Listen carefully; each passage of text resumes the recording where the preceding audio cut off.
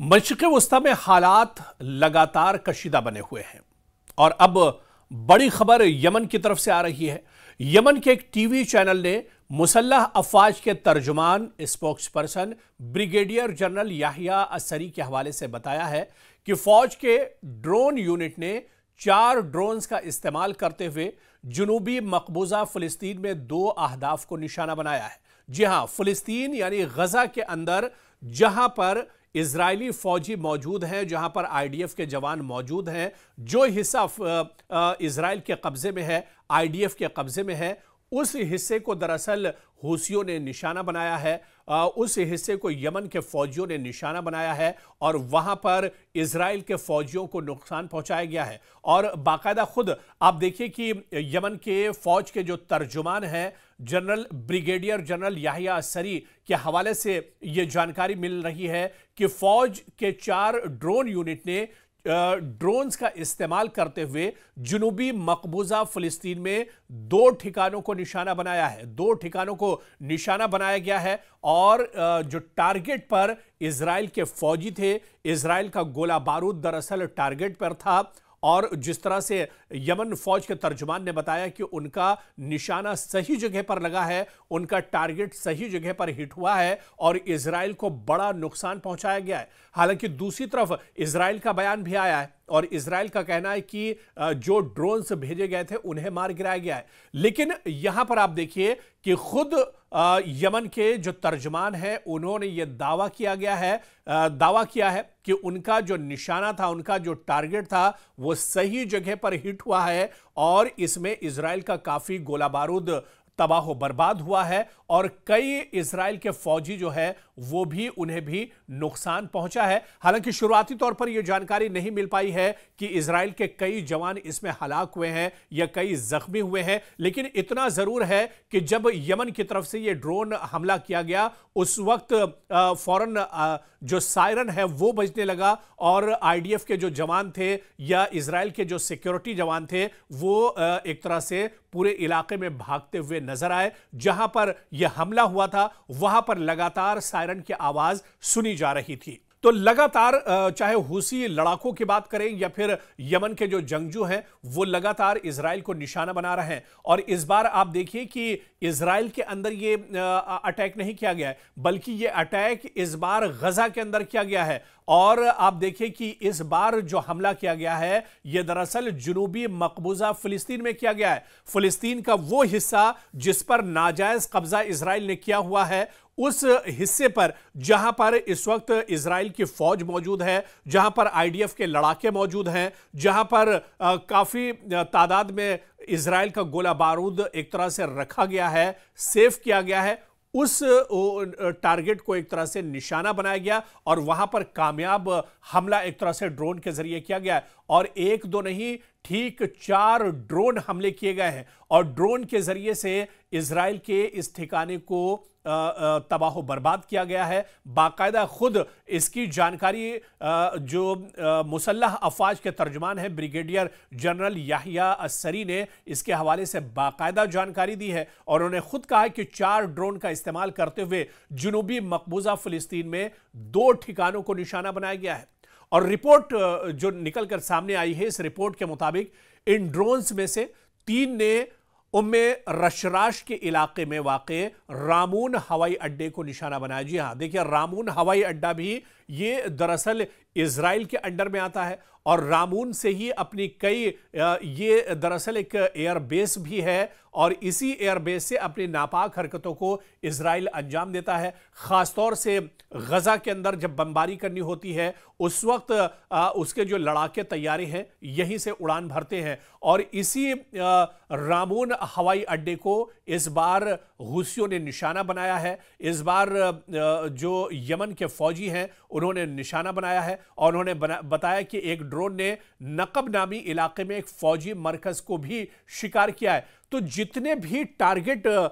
थे यमन के निशाने पर, वो दरअसल इजराइल के या तो फौजी ठिकाने थे, इजराइल का एयरबेस था, इजराइल का हवाई अड्डा था, और इसी तरह से वो ठिकाने थे जहां पर इजराइल के फौजी या आईडीएफ के जवान मौजूद थे। और ऐसे ही इलाकों को एक बार फिर से निशाना बनाया है। आपको बताते चले कि रामून हवाई अड्डा बहुत इंपॉर्टेंट है, और यह भी जो यमन के फौजी हैं उनके निशाने पर था, और इसे भी टारगेट किया गया है। इसके अलावा एक ड्रोन ने नकब नामी इलाके में एक फौजी मरकज को भी, फौजी जो सेंटर है आर्मी का, उसे भी शिकार किया है। याहिया सरी ने ऑपरेशन को कामयाब करार दिया है। जी हां, खुद याहिया सरी जो दरअसल तर्जुमान है यमन फौज के, उन्होंने इस ऑपरेशन को कामयाब बनाया। उन्होंने कहा कि जहां जहां जो जो टारगेट थे उसे एक तरह से ड्रोन ने हिट किया गया है, और ठीक 4 ड्रोन अलग अलग हिस्सों पर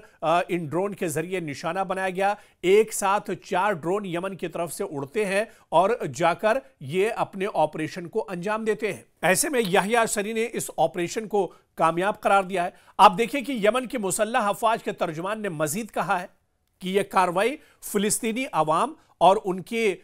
जो मददगार हैं या जो मुजाहिदीन हैं, इसके अलावा गजा पट्टी के बाशिंदों की नस्लकुशी और फाकाकशी को रकम करने वाले इजरायली हुकूमत के जराइम के खिलाफ यह हमला किया गया है। और यमन पर इजरायली हुकूमत की जारिहत के जवाब में यह बड़ी कार्रवाई अंजाम दी गई है। ये जिस तरह से सना पर पिछले दिनों हमला किया गया था, जिस तरह से गजा में कत्लेआम किया जा रहा है, जिस तरह से पूरे गजा पर इजराइल अब अपना मुकम्मल कंट्रोल एक तरह से कर रहा है, 70% और 75% से ज्यादा गजा पर इजराइल का मुकम्मल कंट्रोल हो चुका है। और जिस तरह से गजा में नापाक हरकतों को इजराइल अंजाम दे रहा है, इसी के जवाब में यह बड़ा हमला यमन की तरफ से किया गया है। इनका मजीद कहना था कि यमन दर हकीकत अपना मजहबी, अखलाकी और इंसानी फर्ज अदा कर रहा है, और वो फिलिस्तीनी अवाम के साथ अपनी यकजहती और इसके काबिल फ़ख्र मज़ाहमत की हिमायत जारी रखते हुए मौजूदा सूरत हाल में दुश्मन की तमाम कोशिशों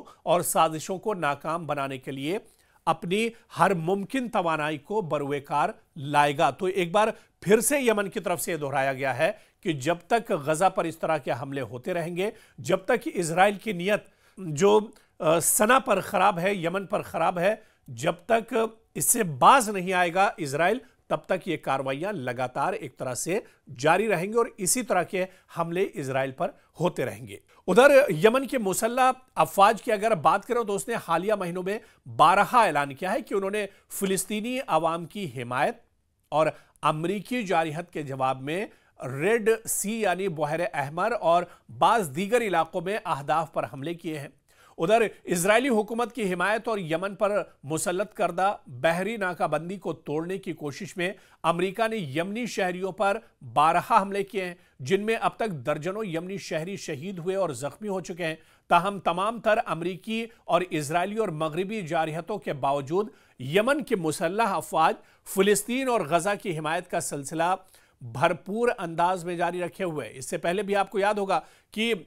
कभी हुसियों के जरिए और कभी यमन के जो लड़ाका हैं, यमन के जो फौजी हैं, उनके जरिए से इस तरह के हमले लगातार होते रहे हैं और इजराइल को लगातार परेशानियों का सामना करना पड़ा है इससे पहले भी। और आप देखिए कि चाहे बिन गोरियन एयरपोर्ट की बात करें या दूसरे जो इलाके हैं, तल अबीब की खास तौर से बात करें, इन इलाकों में लगातार यमन की तरफ से हमले होते रहे हैं, यमन के फौजी निशाना बनाते रहे और हुसी सबसे ज्यादा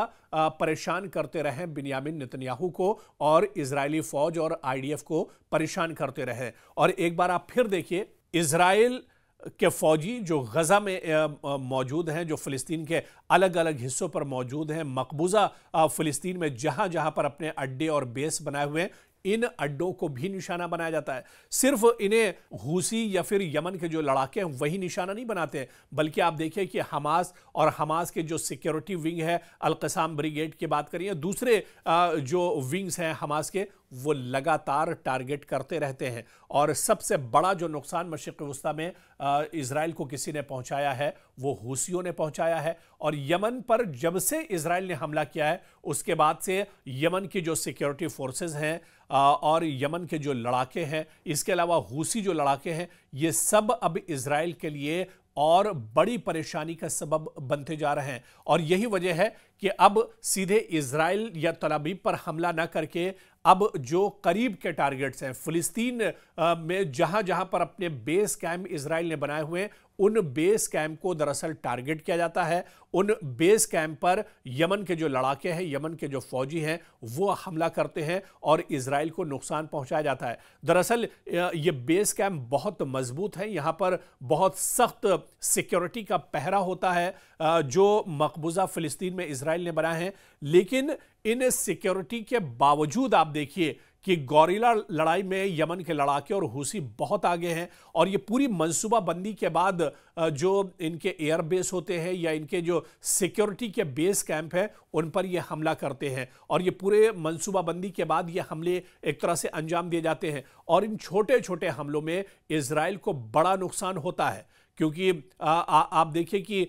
इस तरह के हमले आए रोज इजराइल पर होते रहते हैं, चाहे वो इजराइल के सरहदी इलाकों की बात करें या फिर मकबूजा फिलिस्तीन की बात करें। फिलिस्तीन के एक बड़े हिस्से पर दरअसल इजराइल ने अब कब्जा कर लिया। और ख़ासतौर से गज़ा की अगर बात करें तो गज़ा में 75% से ज़्यादा आबादी पर और इलाके पर अब इजराइल एक तरह से काबिज हो चुका है। और इन इलाकों में अपने जगह जगह छोटे छोटे नाके बनाए हुए हैं, पूरे पूरे जो बेस कैंप है वो बनाए हुए हैं। और इन्हीं फौजी बेस कैंप पर मौका देखते ही जो हुसी लड़ाके हैं या यमन के जो जंगजू हैं वो हमला करते हैं और इजराइल को नुकसान पहुंचाते रहते हैं। और हालिया हमलों में भी 4 ड्रोन हमले किए गए हैं। और इन चारों ड्रोन हमलों में जिस तरह से अहमद असरी ने बताया है, जो कि तर्जुमान है यमन फौज के, उन्होंने कहा कि उनका जो निशाना था वो सही जगह पे, बिल्कुल सटीक जगह पर लगा है और टारगेट्स को हिट किया गया है, जिसमें इजराइल को बड़ा नुकसान उठाना पड़ा है।